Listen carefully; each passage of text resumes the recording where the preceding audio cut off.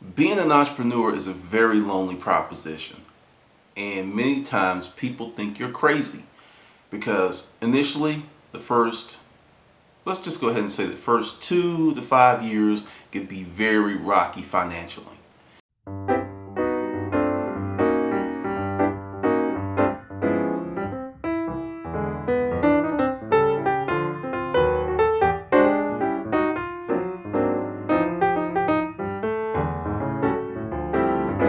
Colonel Cheerleader.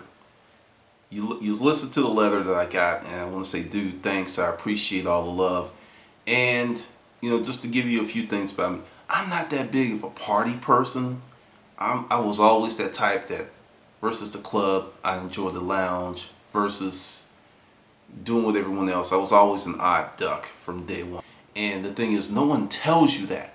Unless you have a good group of business mentors, because I had people who just told me, they said, look, you can make it past that first 2, 3 years, then it's just going to get better because you get more confidence, you build up your customer list, and it's true.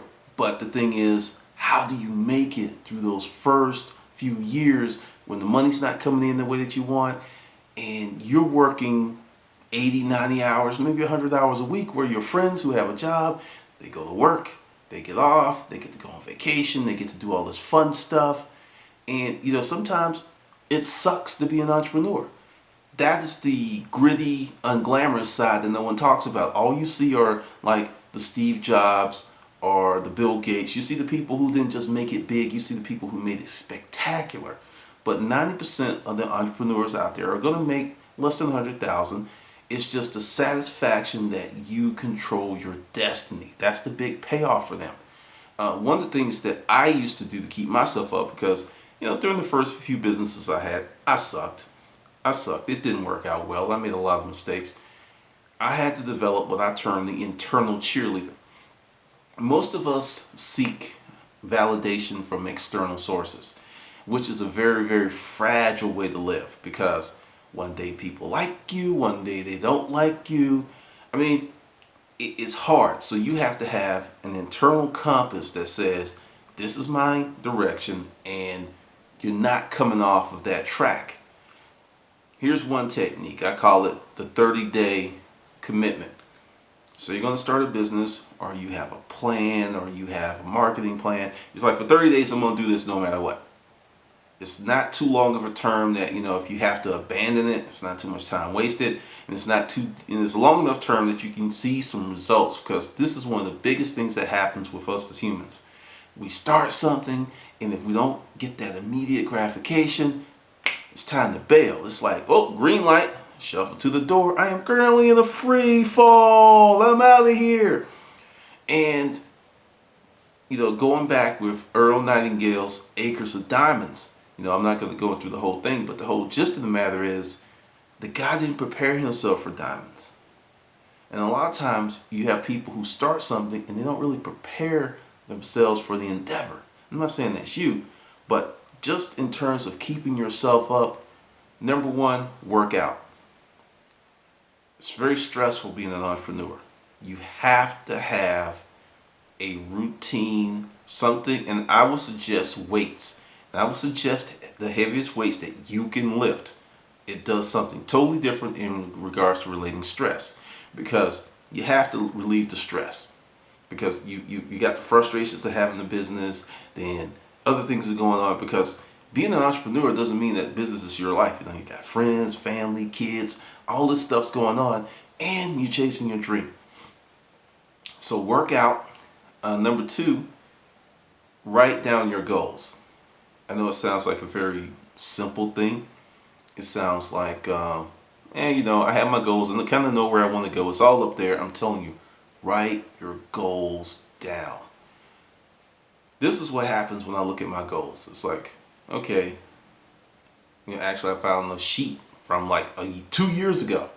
And on it was like, create a YouTube channel, write a book, and everything on that list has come to be. Everything. I can't really explain why and how, but when you write your goals down, sooner or later they truly reach fruition, which is crazy. it's the thing. I always say that, if you write your goals down, you'll reach it. It's just a matter of the timelines. That's what screws us up, because we want it now. We want it instantly.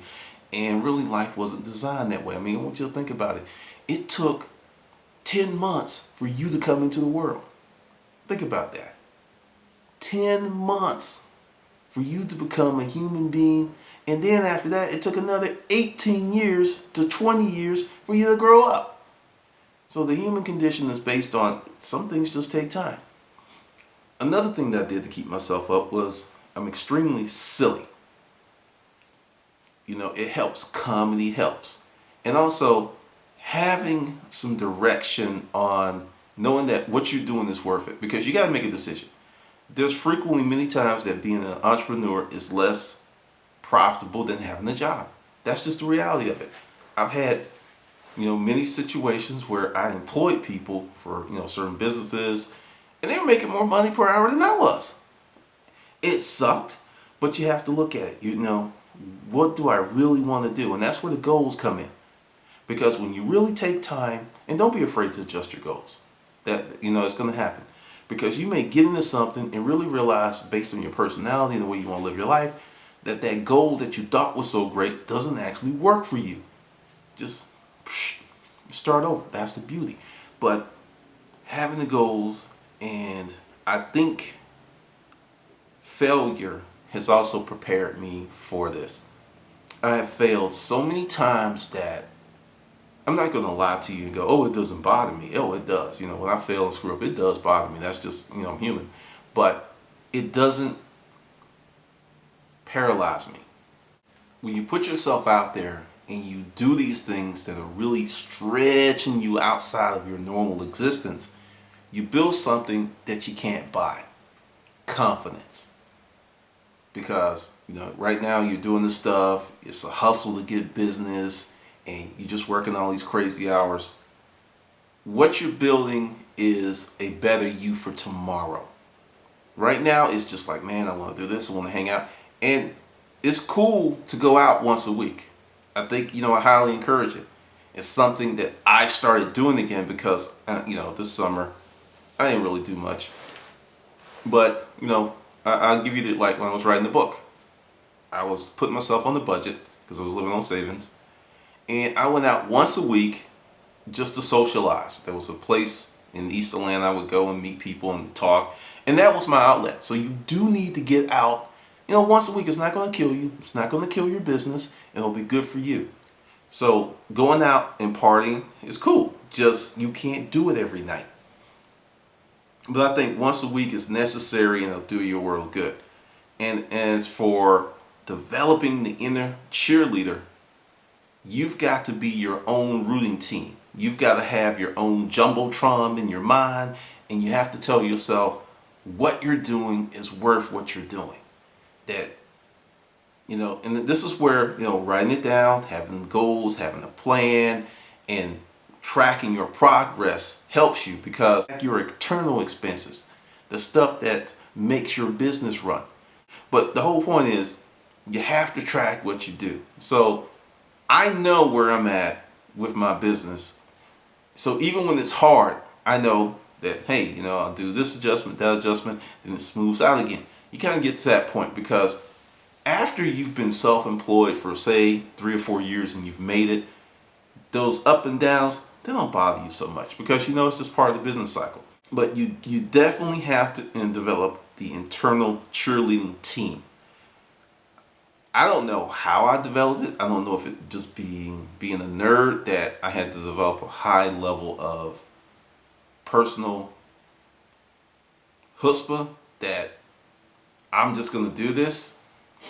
And also, I have a big fear of being that person that is 70, 80, 90 years old, and I'm sitting in my easy chair, and there's a tear coming down my cheek because there were so many things that I wanted to do, and I didn't have the balls to do them.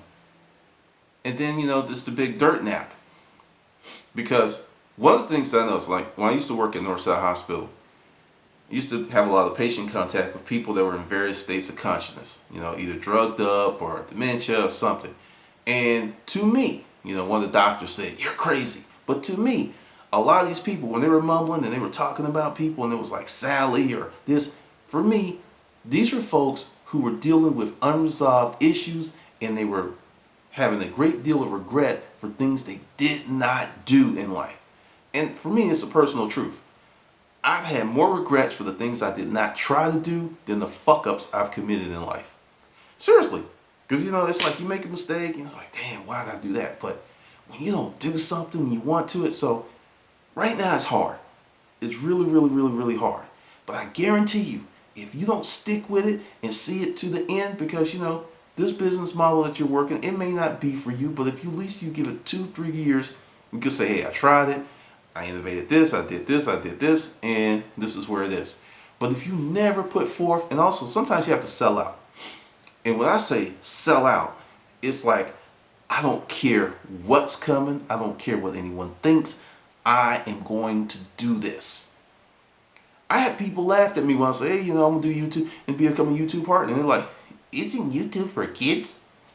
No, I watch it. You watch it. So therefore it's not for kids. I mean, you really have to understand that when you're an entrepreneur and you're chasing your dream, you're a spotlight. You're shining on all of your friends and your buddies what they're not doing. And you're going to be teased, ridiculed, laughed at. But watch what happens when you become successful with it. Watch what happens when people all of a sudden start calling you and asking you questions about business, and they want to hang out with you and they want to take you to lunch.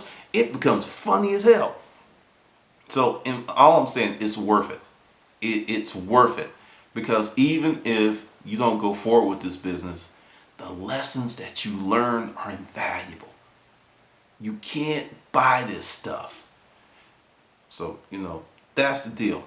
There's a technique in Earl Nightingale's Lead the Field.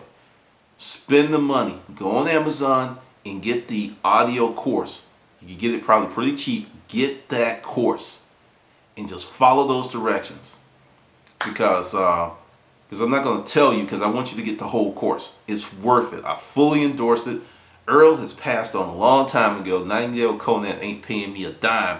I just think the product is that freaking awesome. Get it and listen to it every day for a month. And I guarantee you that's going to help you with your business. I guarantee you it's going to help you with your business, because we have been trained group collaboration and society should work. This is, evolution, baby. Darwinism. It's in full effect, and many people refuse to accept that. But lead the field, listen to it. That is one of the biggest things that helped me with all of my businesses, because I came across the first course, the first Lead the Field I got was cassette tapes, way back in the Boondock days. And I wore them out. I mean, literally, I put the tape in my car and it was like, and the tape just started flipping out.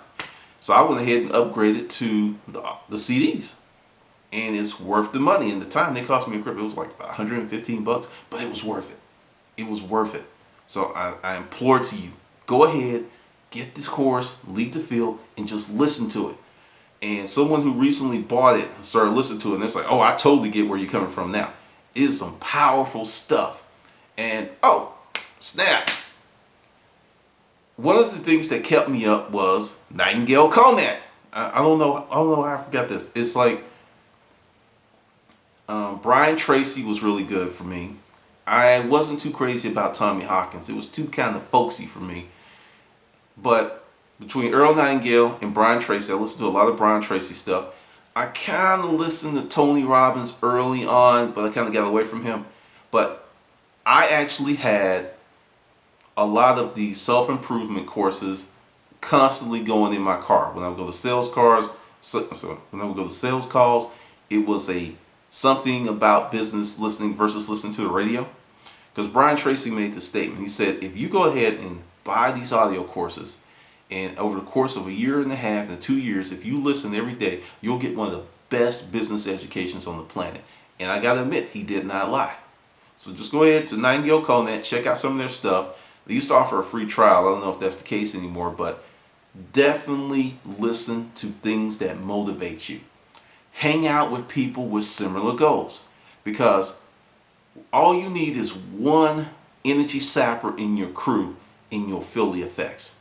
That's kind of one of the reasons I don't hang out with too many people. Hang out with like-minded people, and also get those courses. I could have probably just saved you a whole bunch of time and just say, hey, buy the Nightingale courses.